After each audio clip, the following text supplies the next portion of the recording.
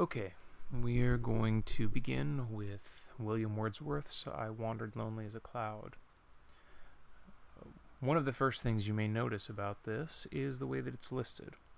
There's not exactly a title that's given to it, or at least the title you'll find is in brackets, and it's the same as the first line. This happens sometimes with certain poets that the poems were never given titles in the first place, and so what they will do in order to be able to systematize the poems so that you can actually find them is they'll simply take the first line of the poem, put it in brackets, and utilize it as a working title. You'll find this prevalent for several poets in history or for entire sections of certain poets' poetry. Emily Dickinson is a profound example, went as far as to actually end up giving many of her poems numbers in order to be able to find them because there was simply such a large volume of them. So let's go ahead and read through William Wordsworth's I Wandered Lonely as a Cloud. I wandered lonely as a cloud that floats on high o'er vales and hills, when all at once I saw a crowd, a host of golden daffodils. Beside the lake, beneath the trees, fluttering and dancing in the breeze, continuous as the stars that shine and twinkle on the Milky Way. They stretched in never-ending line along the margin of a bay. 10,000 saw I at a glance, tossing their heads in sprightly dance. The waves beside them danced, but they outdid the sparkling waves in glee. A poet could not but be gay in such jocund company. I gazed and gazed, but little thought what wealth the show to me had brought. For oft when on my couch I lie in vacant or in pensive mood, they flash upon that inward eye, which is the bliss of solitude. And then my heart with pleasure fills, and dances with the daffodils. So let's go ahead and we're going to run essentially a basic breakdown of the poem. This is what we'll try and do for most poems. We're going to look at structure first, and then we're going to actually delve into what's happening in the poem itself. So first things first, we can see here that we have these breaks. Excuse me, I'm trying to get my system to work the way that I want it to here. So let's see. Okay, so we can see we have these breaks right here. There's one, there's one, there's one. Now, what are these breaks? Well, when you have one section of text, like you have here, this is this is what's called a stanza, one entire section, like a paragraph. And then you have breaks that are in between them. They're stanza breaks. So let's see if we can get rid of these. Okay, so we have 1, 2, 3, and 4 stanzas.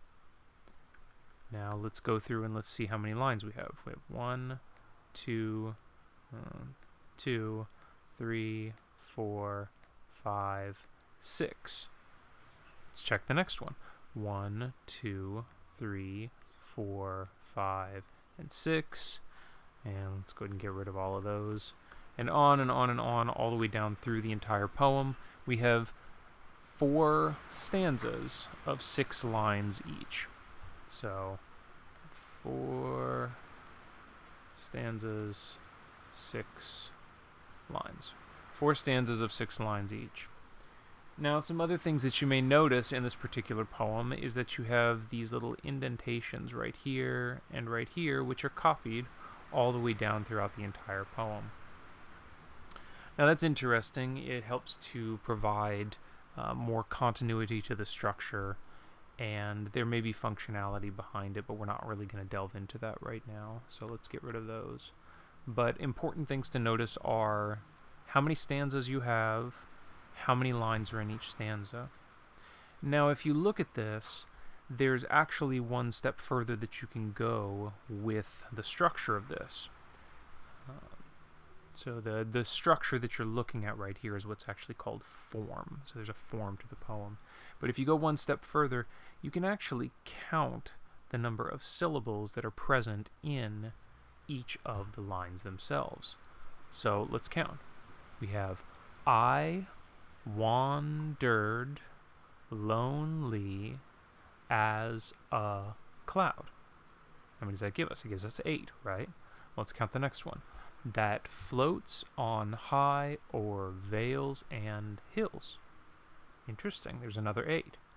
When all at once I saw a crowd, another 8, a host of golden daffodils, etc., all the way down. So not only do you have 4 stanzas with 6 lines in each stanza, but each of the lines themselves is actually composed of 8 syllables.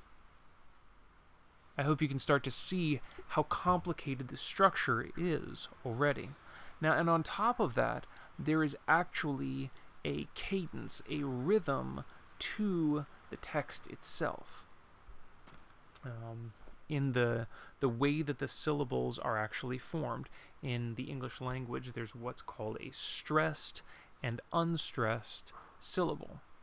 And you can go and look it up. I'm trying to keep these short, but there's anapestic and there is...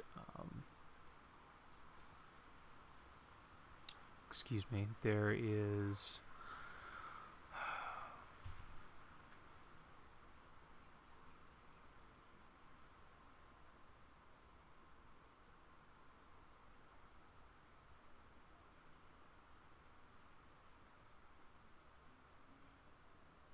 iambic. Sorry for the long pause, but I was trying to recall, and I don't have other notes in front of me that I usually have with me. Sorry, this is kind of my first run at this, so I'm going to go and grab my book after this one for the next poem. So there's iambic also, and there's a combination of stressed and unstressed syllables is essentially what it is that you're dealing with. But if you look at this and you listen to the sound, I is a hard sound, so it's a stressed syllable. I wandered, so unstressed, stress. So you start with stressed as I, unstressed, stressed. I wandered lonely as a cloud that floats on high o'er vales and hills when all at once I saw a crowd. And you can see the flow that's actually present in that. This is not an accident. Wordsworth did this on purpose with the structure. So within this already, just simply looking at the bare bones structure of this poem itself, you have 4 stanzas of 6 lines. Each line has got 8 syllables, and every single line is composed in such a way so that you have a stressed followed by an unstressed syllable. Now, there's a little bit of fudge in a couple of areas in this, but that's completely normal in the English language, and the idea of stressed and unstressed has a little bit of variability to it. It's not an absolute hard line. So, moving on, let's actually kind of look at what's going on in this story itself. So, you begin with this right here, I, and of course it fills in. I obviously being the singular. So we start off as just a single person, the speaker, whoever that happens to be. So I wandered lonely. Lonely further emphasizes that. And then a cloud. So within these, interesting. Within these few things, now you have I, singular, wandered, so I'm traveling, lonely, further emphasizing the singular, a, further emphasizing the singular nature, and then cloud. Now, what's interesting with that is comes up next. It says that floats on high or vales and hills, right? So now we have this image, this picture that he's giving to us of this cloud all by itself in the sky, elevated way up in the air, floating over the top of everything. There's a really distinct sense of separation. It's not even on the ground, not even on the earth. It's separated from everything. So, continuing on. When all at once I, further, saw, and now we have our first contrast, a crowd. Crowd obviously is a contrast because then you're dealing with multiples, right? You're dealing with a group setting of some kind. So Wordsworth has set up a contrast for us. He's going to talk about it further, so let's keep going. So when all at once I saw a crowd, a host, which if you don't know the word host, host is just another way of saying a large group or a large crowd. A host, and sometimes the word is actually used to mean army, a host of golden daffodils.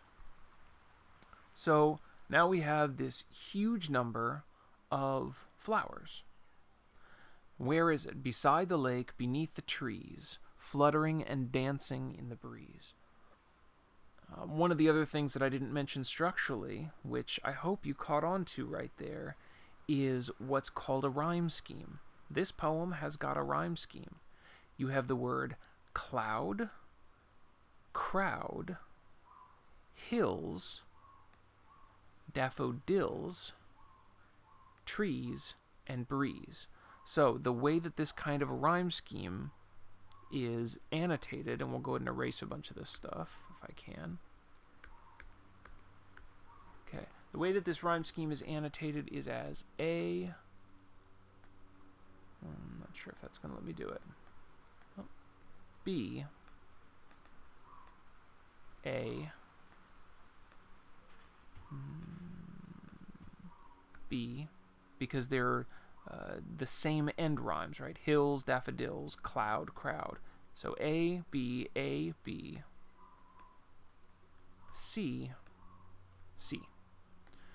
And then down here, when you get to the next line, you have this same rhyme scheme that's repeated, though the end rhyme sounds are different, right? So you have shine, line, way, bay, glance, and dance.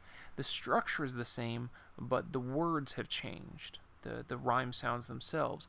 So then instead of A, B, C, C, this would be following along with that same alphabetical construct. You would get D, E, D, E, F, F. And then on all the way down. However, when you talk about the rhyme scheme that's created, when you're simply giving shorthand, if somebody asks you what the rhyme scheme of a particular poem is, if the rhyme scheme is continuous all the way throughout, the shorthand for this poem as a whole would simply be AB, CC. Because there's the understanding that there's repetition following that if the poem continues on for every stanza. Okay, so now going back to this, we have this host of golden daffodils beside the lake beneath the trees, fluttering and dancing in the breeze. So now we have this image of a cloud separated up high, floating over the land, and then down next to a lake there is a group of daffodils, and they're sort of moving and dancing in the wind or in the breeze. Then he goes a step further and he says, continuous as the stars that shine and twinkle on the Milky Way, they stretched in never-ending line along the margin of a bay. What you notice here is that he's gone from simply having, at first, right here, a crowd, to then it's a host, which is kind of a larger idea of a grouping. And then they are continuous as the stars that shine and twinkle on the Milky Way. He's talking on galaxy level now. So now it's this gigantic number that's stretched in never-ending line, which is an even larger amount. So he's scaling up the picture that's supposed to be in your head of what you're seeing of these daffodils. Essentially, there's this infinite number of daffodils, and there's him, or whoever the speaker happens to be, as a cloud separated from them. They're along the margin of a bay. 10,000 saw at a glance. That means in an instant I looked, and just in one glance I see 10,000, a huge number. And then tossing their heads in sprightly dance. What is this? When he says tossing their heads in sprightly dance, it sounds like he's not just talking about daffodils at this point. It sounds like he's talking about people, right? He's talking about people.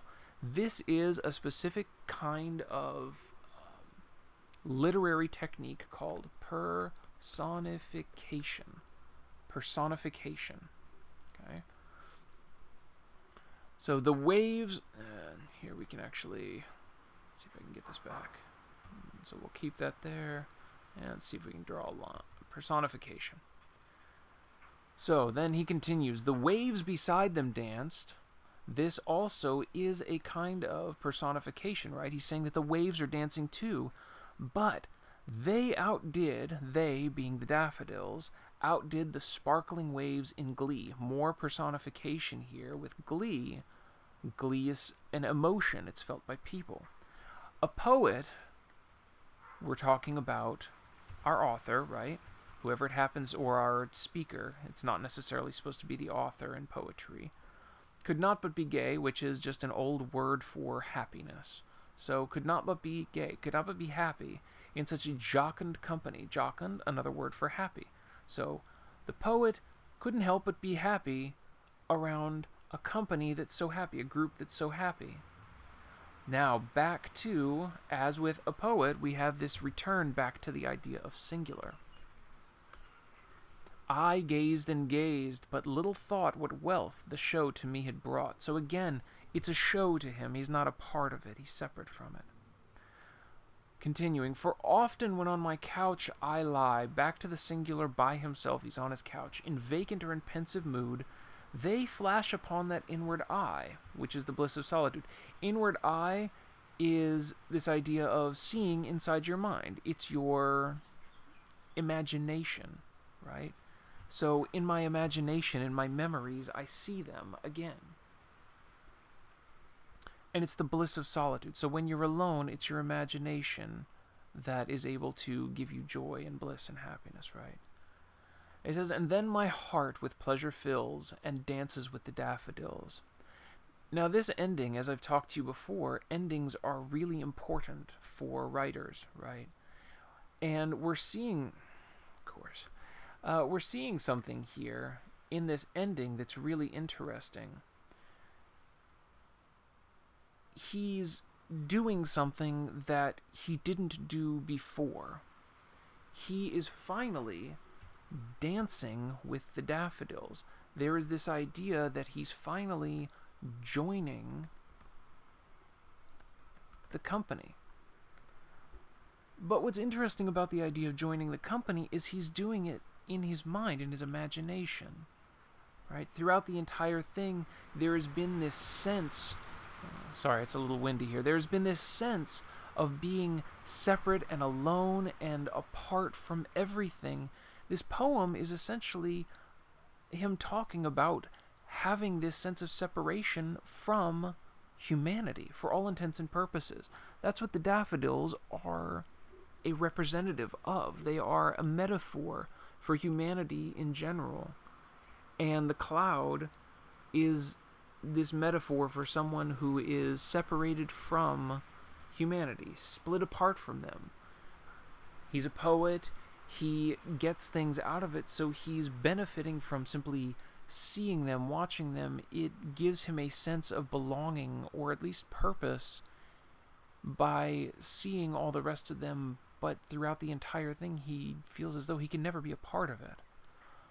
But somehow at the end, he ends up dancing with them in his mind, in his imagination. Now, there's one extra sort of way of looking at this poem that otherwise you might not normally look at, and that's this idea of being on the couch and this sudden change that happens where now he's actually with the daffodils. He's with the people. He's dancing with them. He's joined in this company finally.